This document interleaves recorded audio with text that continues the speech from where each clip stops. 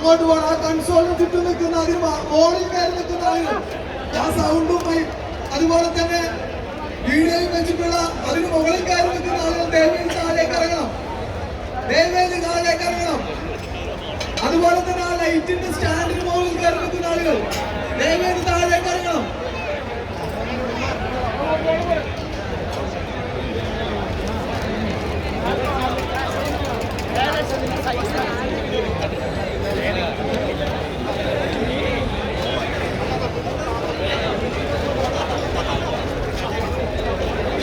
വളണ്ടിയർമാർ ശ്രദ്ധിക്കണം.